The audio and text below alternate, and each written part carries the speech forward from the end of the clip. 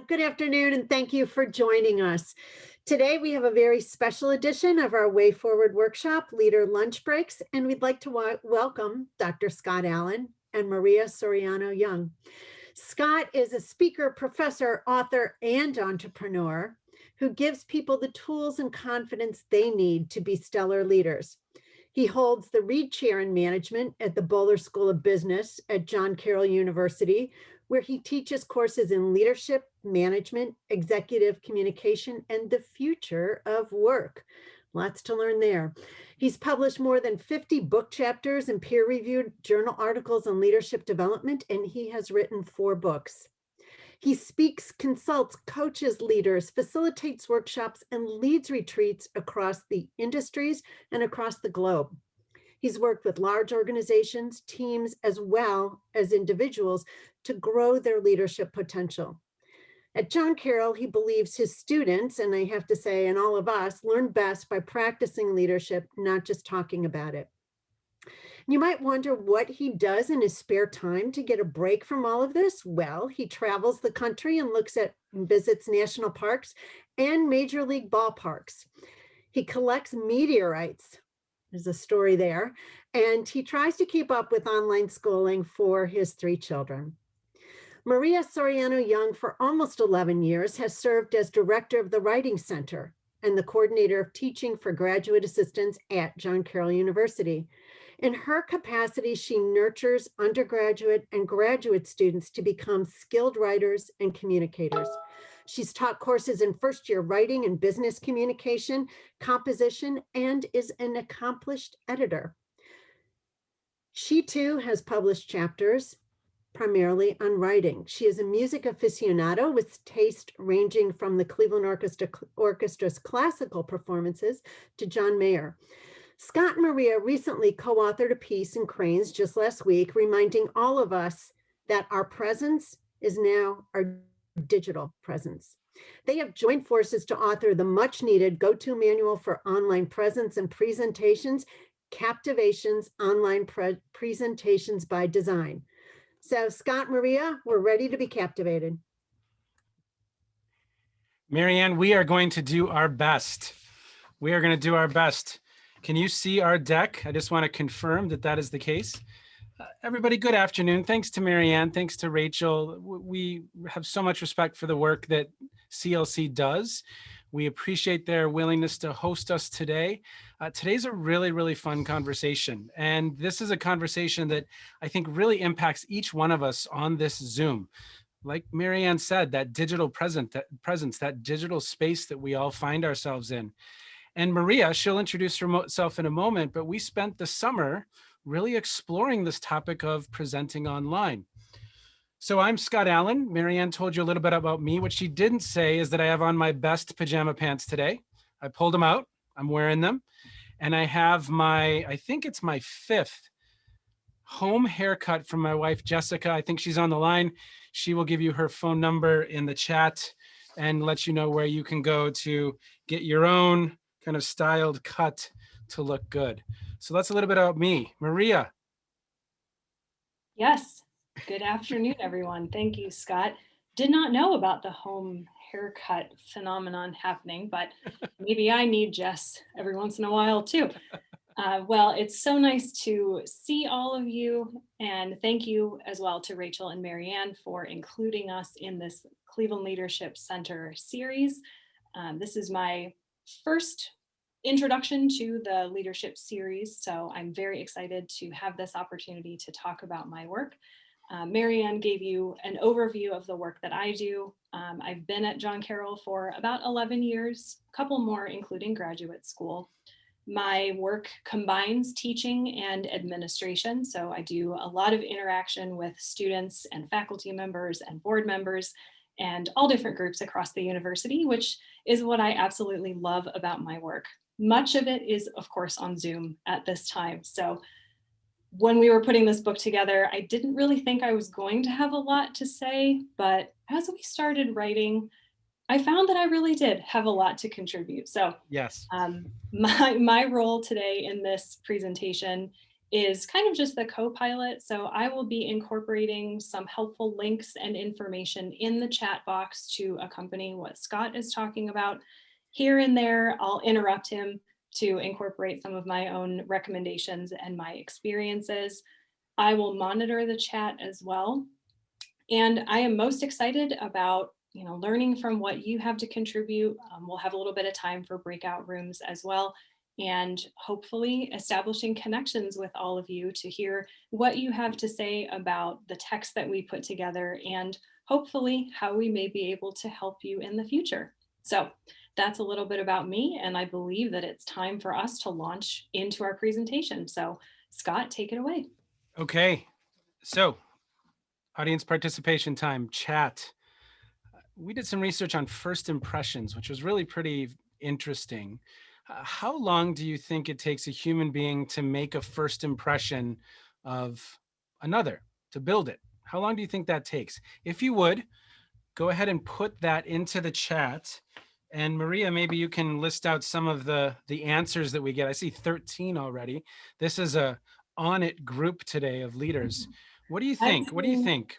I'm seeing everything from 1 second. 3 seconds seems to be the most popular. Tony says milliseconds. Lots of different numbers. Some are being more gracious with 45 seconds, 5 seconds. Big range in between. What we found is that it's 0.39 milliseconds.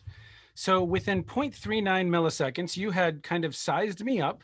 And for the next hour, we are digging ourselves out of that hole, or we're kind of living into that good impression that we formed. So it's interesting because in this new space, this new digital medium, we are building first impressions. And it's not just necessarily me from the torso up, it's also my background. So today we're going to have this really fun conversation about a number of dimensions, and we'll get to that in a moment, but we want to give you a little bit of a disclaimer up front. Everything that we are about to explore depends on the audience, your purpose, context, and the norms that are appropriate in your organization. I think for us, the really, really important thing is that you are multidimensional, that whether it's a TED style talk or maybe a report to the board, or it might be something from the podium, depending on the context, can you turn it on and captivate your audience? You're going to see us do our best job at that today. Every one of us on this Zoom is learning and growing. So please, please, please put some comments in the chat. Help others make connections, share what you've experienced, and we will all learn together in the next about 50 minutes that we're going to be with one another. A word that is in the title of our book and that we love, it's an important word, is design. It's an outline or a sketch. It's a plan. It's to formulate a structure or an object. When Johnny Ive came into contact with Steve Jobs found his partner in the heavens from a design standpoint. Johnny Ive could come up with the concepts and make those ideas in Steve Jobs' head a reality. He was brilliant when it came to design. Now you're going to see our best effort, good, bad, or ugly. You're going to see our best effort at designing a presentation today that will hopefully keep you engaged, keep you learning, and captivate you for our time together. And we love this quote. We absolutely love this quote. Thinking clean. Simple can be harder than complex. You have to work hard to get your thinking clean. We interviewed industry experts to write this book, folks from some familiar organizations, Goodyear, Gojo, KeyBank, Cleveland Clinic, NASA Glenn. And we heard over and over and over, get your thinking as clean as possible. It makes me think of that letter or that quote about, it was writing a letter. It might've been Mark Twain or something like that, but it said, had I more time, I would have written you a shorter letter. Is our thinking as clean as possible, especially in this new medium? So like I said, you're going to see us work to do that for you today. Our 50,000 foot objective tonight in about, 6 hours, maybe you'll be having a glass of wine with your partner, your spouse, or your dog. And you're going to look down to your dog and your dog's going to say, how was that thing you went to at lunch today? And you're going to look at the puppy and say, because it's probably a puppy, because everyone's bought puppies in the last 8 months. You're going to say, you know, it was good. It was good. I really learned a couple things that I'm going to take from that session. Or you're going to say, I kind of worked through it and it was fine. I caught a couple things. Or you're going to look at your dog and say, I don't know. I wish I would have done something else. Now, of course, our goal is that it's that first response, that you walk away from this experience saying, I should do that. That made perfect sense. Wow, that deck was beautiful. They were great presenters. They were really, really solid. That's the impression that we want to build. That's also our roadmap. Today, we're going to talk about technology and your setting. We're going to talk about your structure, very, very little bit. We're going to talk about your deck, and we're going to talk about delivery, some elements. And in an hour, this could be a 3-hour session. Of course, we're not making it a 3-hour session. It's a 1-hour session. So we're dipping our toes in this topic with some items that we think are really, really critical to have on your radar. So our roadmap, our purpose, it should be clear. This is where we're headed. If all 4 of those dimensions, and there's others, of course, but if those 4 dimensions are working in concert, we think you're going to be in a pretty good spot to start off. So setting and technology. Love this slide. I actually am in my basement right now. I'm in our guest bedroom. We have placed a desk in the middle of that guest bed. I could probably touch the guest bed right now if I leaned far enough. And that's my new setting. It has been for about 10 months now. We repurposed it. Now, everything we're about to say, and we can't underscore this enough. We're not trying to spend your money, nor are we trying to preach. These are what we're about to share. They're considerations that we think you could consider. And we're going to talk a little bit about why we feel that, why we think it's important. We had an opportunity to interview Beverly. And he really helped us think through, because Maria, he had a beautiful setting, as you will recall. The first time I ever even thought I need to get an HD camera because he looked so good. But he said this to us. He said, you know, your computer screen is now your stage. He was the world champion in 2019 for Toastmasters, best speaker in the world. And he said, it's your setting that is now your stage. So intentionally designing your stage, we think, is critical. It's incredibly important because it impacts your brand. Remember that 0.39 milliseconds? That 0.39 milliseconds, you know, it's your brand. It's your personal brand. So what are you showing up with? What is your brand? Now, no offense to lovers of Microsoft DOS or even Windows 98, but my mind, when I think of Microsoft, I think of opening my computer and waiting. I think of crashes. I think of long updates. And about 10 years ago, I made the switch to Apple because when I opened it, it started immediately. It hasn't crashed on me. It's been a beautiful product to use. So brand, it's important. We're building our brand right now with all of you. And it might be a wonderful brand, or the brand could be meh. Now, obviously, we want the former. That's the goal.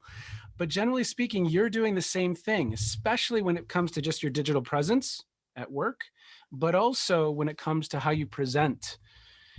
We spoke with some executives that told us, literally one of them said, you know what, during meetings, I scroll through and I check in with who's paying attention, who's checked out, who's on camera, who's not on camera.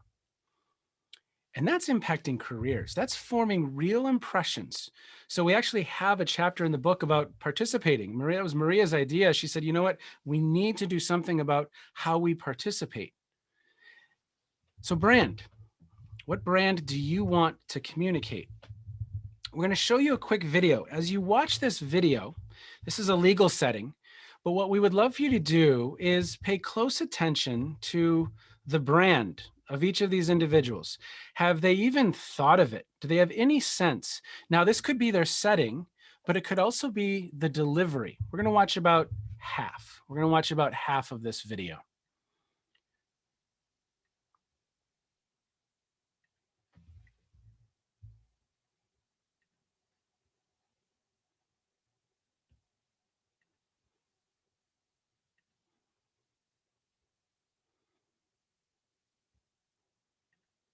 As you're watching, I want you to think about this person's brand. All of the individuals in this presentation. What is the brand that they are communicating?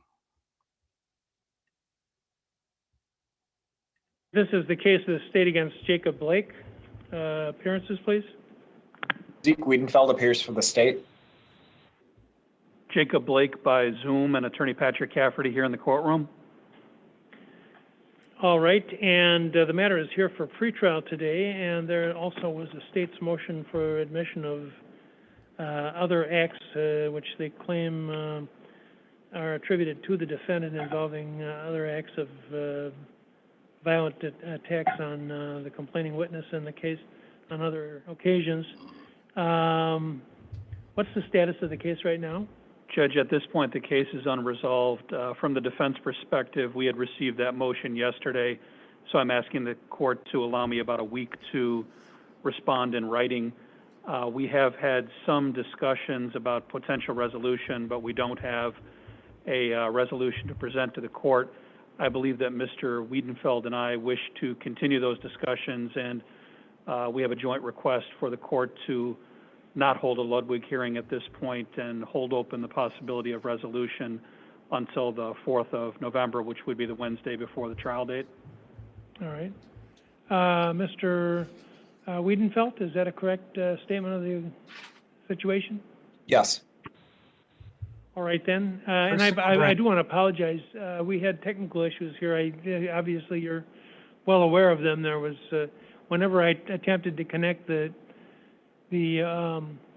camera, which would have allowed Mr. Cafferty also to appear on the Zoom, it was making an ungodly noise, and I promise that's the most boring part of the presentation. I promise. Now, I want you to be thinking, though, pretty critically about what was the brand that even those attorneys were communicating. What is it that they said? Is Zeke right now a hostage in some undisclosed location? Is he, well, we kind of know he probably isn't the inmate because of his dress, but what's going on with Karen? What's going on with Galaxy Note? What's happening with no one at that desk? It's kind of interesting. So are we intentional about the brand that we want to communicate? And so there's some thinking here. There's some options. There's some opportunities. First, your setting. And I'm going to defer to Maria in just a moment, but a couple critical things about setting. First, have we minimized distractions as much as possible? So as I said, I'm in my basement. I'm in a room in my basement away from our children who are upstairs going to school and all of the commotion that is in our day-to-day. What can I do as much as possible to minimize distractions through my location, but also I've turned off my phone. I've put off my phone, my computer on do not disturb so that I can really focus in, even as a participant. Dress. At times in this new medium, again, how we show up, what we're wearing is communicating all of the time. Now, I think norms have definitely relaxed around dress. That's probably a given at this point. But are we showing and on brand the way we want to represent ourselves? Are we in our bathroom? Is that our setting? And we've seen it. We've been a part of it. We've witnessed this senior level executive in the Zoom from their bathroom. There's their shower. Or is it a curated space that really communicates the brand you want to communicate? Our background. Now, my background may not be what your background would be. It may not, but for me, it communicates who I am. So I loved that Apple campaign, that Think Different campaign. So we've got Kermit and Jim Henson. We've got one of my favorite artists. We've got baseball season coming back around. So I've got Omar Vizquel. I'm still feeling a little bit sad about Francisco Lindor. But generally speaking, my background is communicating. It's telling you something about me. And there's always this really interesting conversation around, well, should I have, be off screen, or should I have a virtual background, or should I have a natural setting? I think a danger, and what I'm going to do is give you a little bit of a demonstration here, The danger of going with a virtual background is that we don't always show up how we want to in the virtual background. Maria, let me know if I'm not in my virtual background right now. But generally speaking, you're going to see me kind of go in and out of stuff. My head's probably oddly shaped. I've got a Tesla truck behind me. No one really knows why, a Cybertruck. And I'm probably not going to show up unless I have a really, really high quality green screen. So that computer generated, are you trying to communicate I'm on a beach and there's flowing palm trees in the back of me? Or am I communicating in a way that my background is professional? People can see me. People can connect with what it is that I'm doing. Now, Maria, before we get to this last one, I know you have some thoughts on background. Yes. And one of the elements of our book that I love so much is, going back to this element of design, it prompts us to be so intentional and so conscious about the construction of every decision that we're making. And when I started thinking about how I wanted to describe the background, I started thinking about the concept of layers, because even though we're not appearing in 3D on our computer screens, our backgrounds have 3 dimensions in them. For me, this is my home office. All the way back behind me, you can see I have bookshelves, I have some photographs, and I have very carefully organized everything based on what you can see. And then you can see the walls. So I have the blue curtains in here, but I also made a very specific decision about what I'm wearing today because I did not want to blend into the background.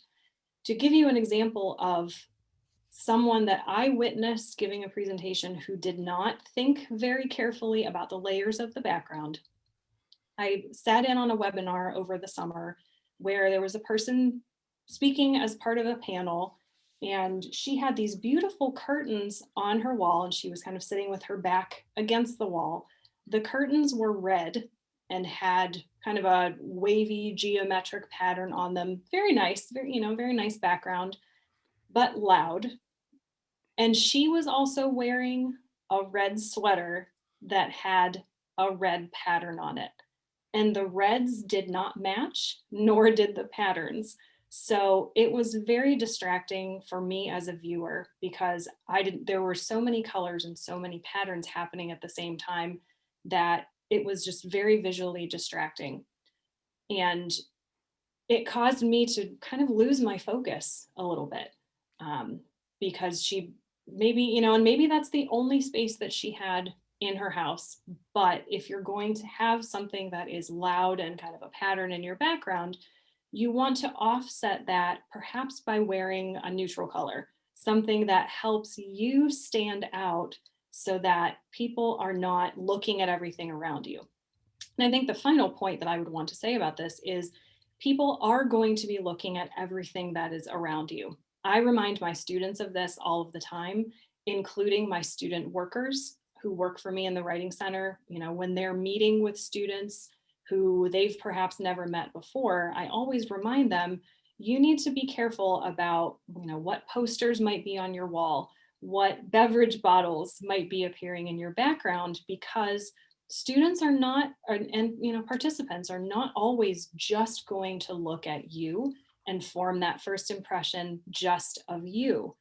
As Scott was saying, they're also going to look at everything that's around you, and that's going to add, for better or worse, to the impression and what they end up thinking of you. And we certainly don't want that to detract from people taking you seriously or impressing a client, wanting to form a connection with somebody new.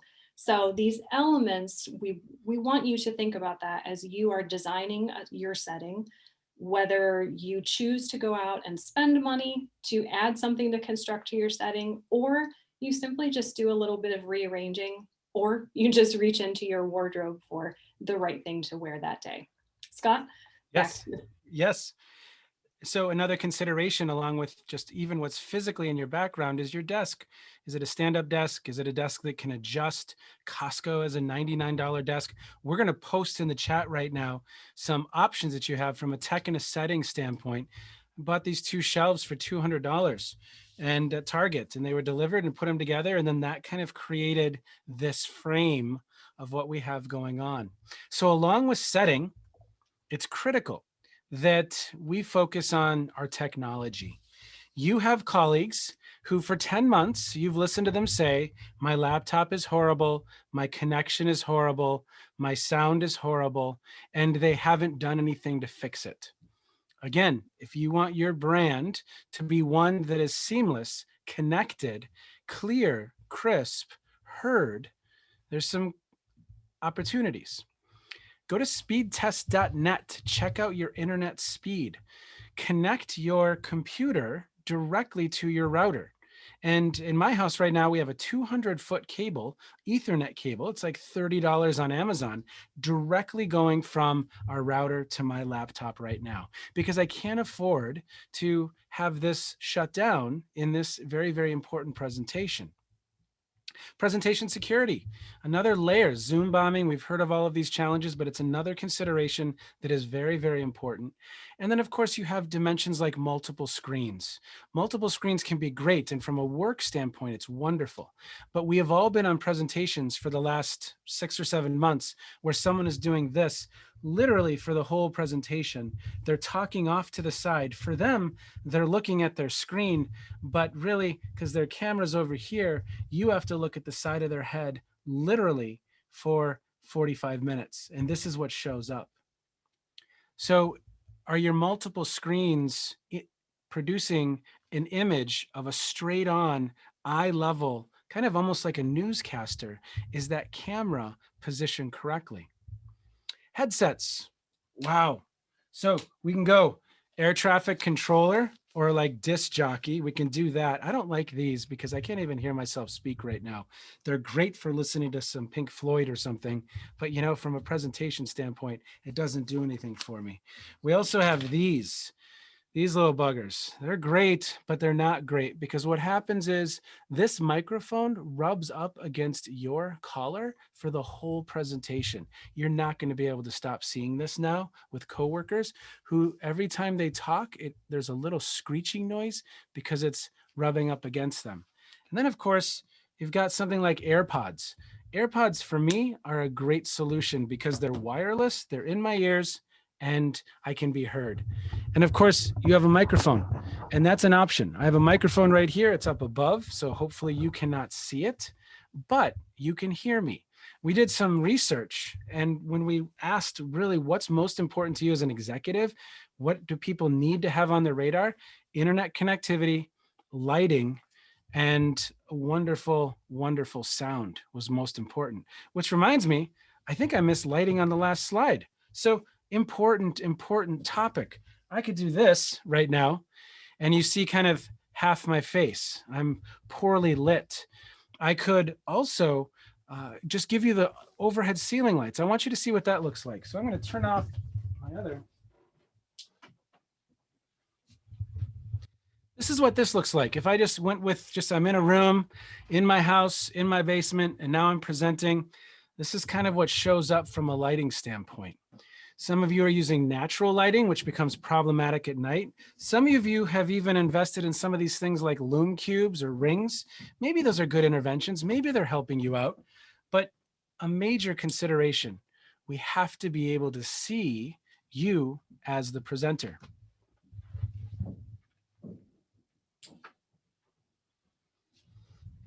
And as I mentioned before, we were in awe when we saw Aaron Beverly for the first time because his webcam, it was incredible. It made him show up so crisp and clean. And like I just said, we've just posted in the chat a list of resources that you could tap into, that you could consider. But again, the ones that we heard that were most important: internet connectivity, lighting, and sound. That's really, really what supervisors were concerned about, what they valued most. Scott, can I interrupt for just 1 second? Please, yeah. I was not able to upload the tech considerations handout because it was asking me to connect to Google Drive. We will send that out and we will make that available to all of you after this session is over. I'm sorry about the technical difficulties. I think Zoom must have changed file sharing settings, but we do have a list of links if you wanted to do some shopping for yourself to find some of these products. So sorry about that, but we will send it out to you soon. Great, great. Okay. You can see me, right? Maria, you can see my deck? Yes. Okay. So we're now going to have a little bit of a self-awareness test. What we would like you to do is take a picture of this screen. Take a picture of this screen, if you would. And we are going to just put you in a 5-minute conversation. The conversation is this. As you reflect on our conversation so far, what elements of setting or tech could you better design? What's your brand? What's the first impression you're giving off? And what does it communicate if you're off camera consistently? What does that communicate? So if you're comfortable, we would love for you to put yourself on camera and have this conversation for just a couple moments in breakouts. 5 minutes. This is the question we want you to focus on. And if you would, please put yourself on camera. I'm going to put you into breakouts right now. We'll see you in 5 minutes. You don't want to be thinking about it. You don't want your participants to be thinking about it, but you know when it's not there, okay? That made perfect sense. A little bit on structure, nothing too drastic here, but we did hear some consistent messages. Love this quote about Abraham Lincoln. Simple in style, clear as crystal. Part of our goal is that tonight, when you're having that glass of wine with your dog partner or your spouse, you can remember a few things that we said.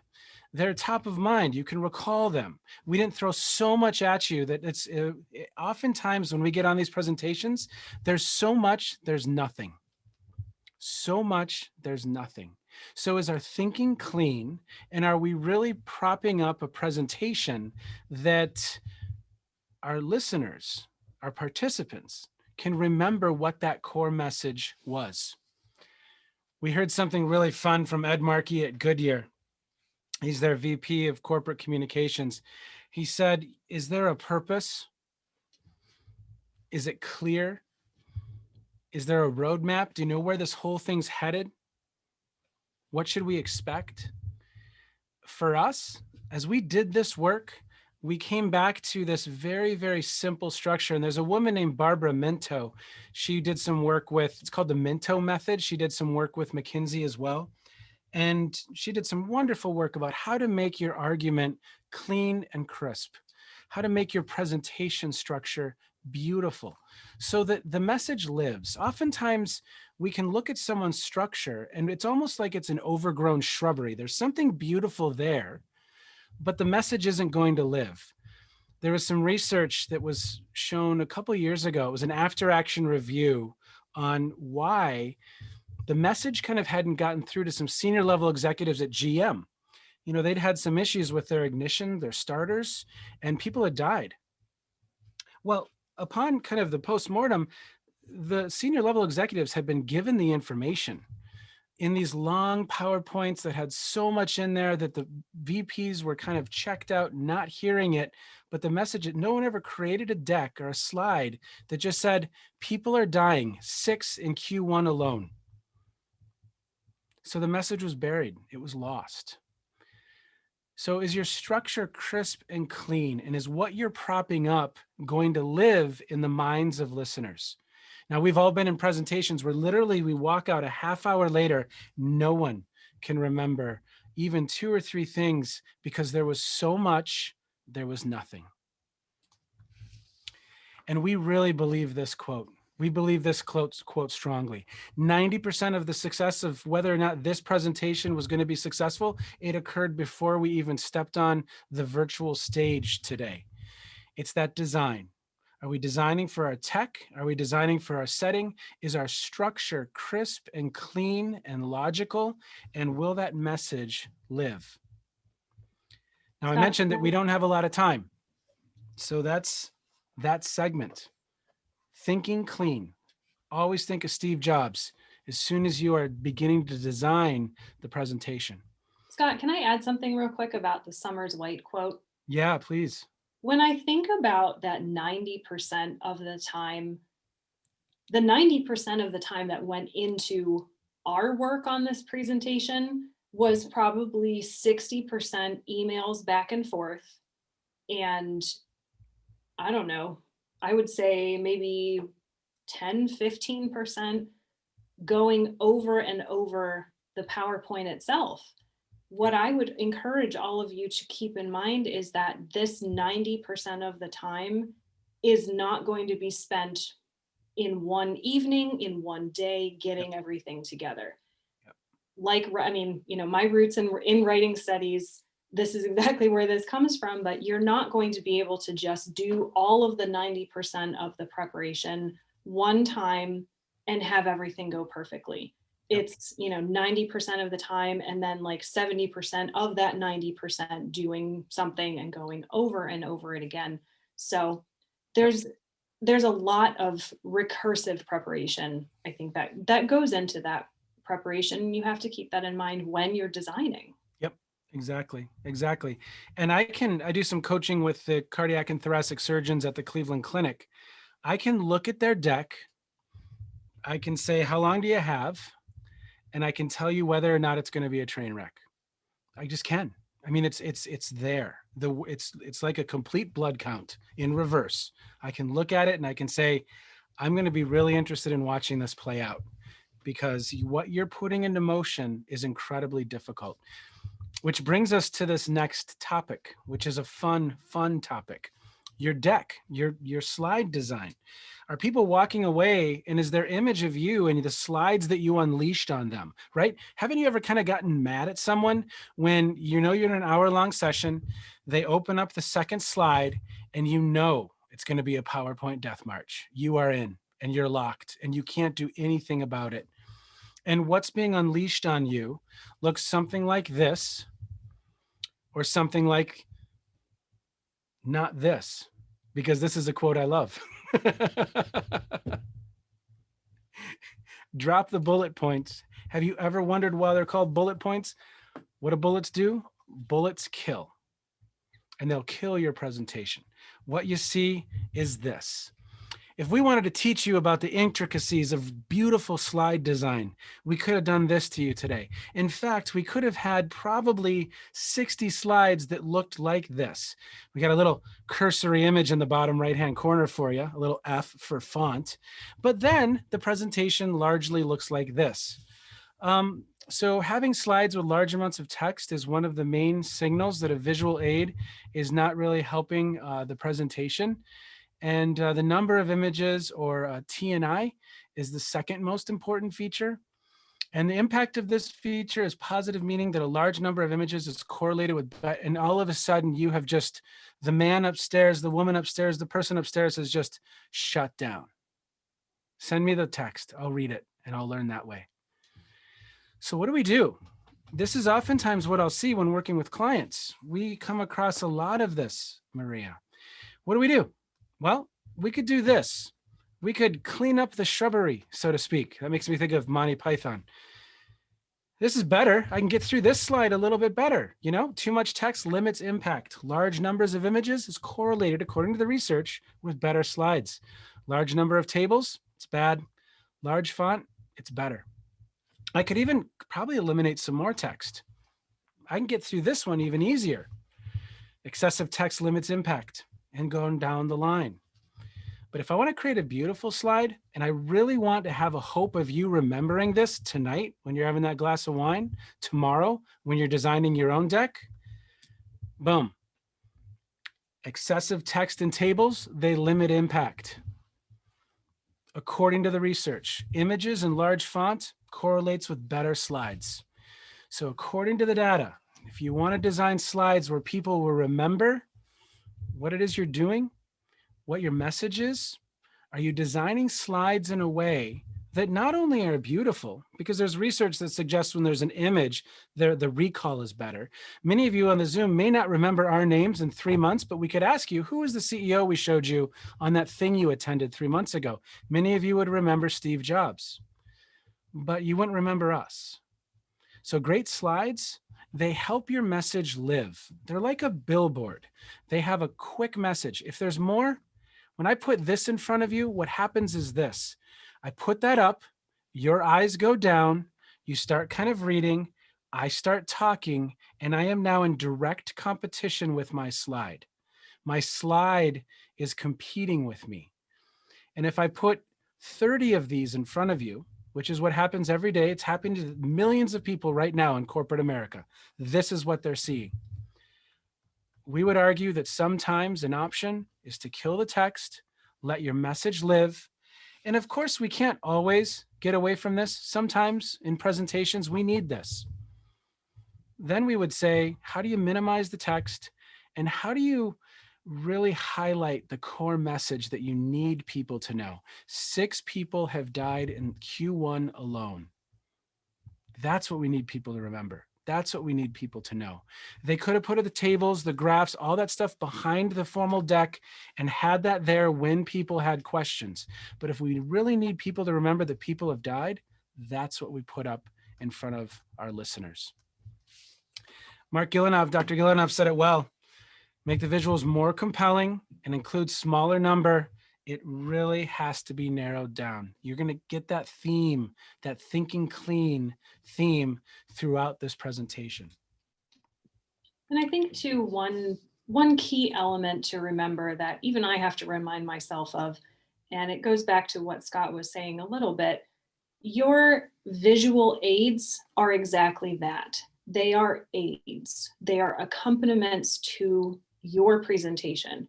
You still want people looking at and listening to you and what you have to say as you are delivering it. So you don't want to have a million unnecessary slides that take work to get through and understand, and that take participants' attention away from what you have to say and how you want to say it.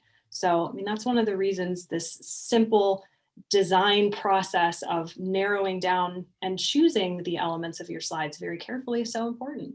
Yep, exactly. And if you are the person with the setting and the technology, you've got a beautiful structure, it's clean and it's crisp, you've got slides that accent and complement, augment that message so that it can live in the minds of listeners. Well, then it comes down to delivery. And this new medium has some new rules and some new elements that we really want you to have on your radar. Now, you're going to have access to these slides after the presentation. So as you listen to this next part, just really focus in on delivery. And even as I'm speaking, judge me on my own delivery. Where is it that I can improve, get better, and grow? Because all of us can improve, develop, and grow, especially in this new medium. So delivery. Dr. Karen Gilliam, we loved this quote. If you got someone speaking in a monotone voice, it's just lulling you to sleep, right? And in this space, I can start just doing other work. I can totally tune you out. So in this new medium, am I using my voice? Am I using my delivery as one tool to keep you as a listener engaged? So we have the verbal dimension, a couple things from a verbal standpoint that we would love to highlight. Now, reading. If you're going to unload reading on people like you saw me do right here, be very careful because it's an invitation. It's like opening a door and letting people check out. I think if you want people to be engaged, you need to minimize that reading as much as possible so that we're not sitting there looking off to the side and reading some text for 15 to 20, 30. We've been in sessions where it's been 45, 50 minutes of someone just sitting there reading their presentation to us. Again, email it to me, send it to me. Give me the high points. What do you want me to remember in those 10,000 words you just unloaded on us? The goal from a tone standpoint, because today part of our challenge was it's your lunchtime. What tone do we set? And that tone is important because we're either setting kind of an appreciative, energizing, inspirational tone. That's what we're going for a little bit. Or we're setting some other kind of benign tone or a monotone or a negative tone. So we want to kind of straddle this line of professional but accessible. Are we connecting in a way? And from an oral signpost standpoint, are we letting you know some hints as to where we are in the presentation? Are we communicating in a way that helps you follow along where we are, what's to come, what's next, so that it's easy to listen to us? And are we using words that communicate enthusiasm, energy, excitement, if that's our purpose, to get you excited about this space, to have you be intrigued about opportunities that exist to up your game and really improve your digital presence? Word choice becomes really, really important. And then, of course, space fillers and disfluencies. You've heard probably 4 or 5 ums from me today. My space filler of choice is so. I'm learning. We've also developed some software that's tracking multiple dimensions of a person's speech. One of those is space filler. Another is pace. So I've learned that I tend to start every sentence with so. And now that I've said that, you're going to notice it a few times more over the course of this presentation. The point is this, is every other word and is that reality clouding our message because it becomes difficult to listen to? And if we think about vocal variety, which we would suggest is probably the most important element of delivery in this online medium. In fact, I would argue, I don't know how you feel, Maria, if you agree with me, but I think voice is the most important element of presentations, period, because it transcends every domain. If I'm at the podium, my voice is critical. If I am doing a TED style talk, my voice is critical. If I'm presenting to the board, my voice is critical. If I'm presenting via conference call, my voice is critical. Very critical. So we're thinking and being very intentional about our pace. You've seen us slow down, speed up. We've increased pitch, lowered volume, increased volume. We've paused. Because when that's not present, if we start combining several of these elements, it can look like this. Let's add in some space fillers with a monotone voice and a slow pace. You had this, professor. They ruined that topic you thought you loved in college, for those of you who attended, maybe even in high school. For me, it was Mr. Gorin. I still remember him. Sorry, Mr. Gorin, if you're on here, but that's the fact. Goes like this. So if I were to unload this bad slide slow with a lot of space fillers in a monotone voice. Having slides with large amounts of text is one of the main signals that a visual aid is not really helping the presentation. The number of images, or TNI, is the second most important feature. The impact of this feature is positive, meaning that a large number of images is correlated. And I can hear the Zoom dings as people are exiting the room, Maria. Voice, it's important. Space fillers, it's important. A couple dimensions from the vocal space. Maria's going to put some resources in the chat that talk about trailing off, vocal fry, upspeak. Those are some other tics that people have when it comes to presenting, behavioral nuances that make you sound like Kim Kardashian in some cases, or maybe that you're from the Great White North in others. Every sentence ending up high on an up note. So vocal variety. Nonverbal dimension is interesting. For those of you who love the film Talladega Nights, little Will Ferrell, what we do with our hands in this new space is really a little bit of, it's befuddling in some ways, because in this new space, hand gestures are important. There's some really fascinating research that we highlight in the book about hand gestures and TED Talks. The best TED Talks, the ones that have been watched the most, they feature a lot of hand gestures. It's one more element of keeping the audience engaged. Hand gestures in this new domain, they are close to chest, and generally they're a little bit high, especially if I have the camera eye to eye. So my hand gestures are not going out to you. If we were live, I'd be using hand gestures in a pretty wide way. I tend to over hand gesture in the first place. But in this new domain, I got to keep them close to chest, and they're a little bit high. Now, they don't necessarily look really odd to you, but they feel odd to me. At least in the beginning, they have. So hand gestures. eye contact.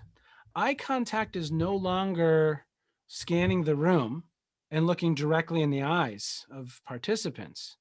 It's looking directly into the eye of the camera. It's as if we are all now newscasters. So that means we have to have the camera, and this is where if you have two screens, it can get a little bit tricky. We have to have the camera eye to eye level, straight on, like I'm a newscaster. And I'm leaning forward like I'm a newscaster. That's the new space. That's the new domain of eye contact. If I look down and I want to look at participants because I want to make eye contact with any number of people who are here because they look great, then it doesn't look like I'm connecting with any one of you.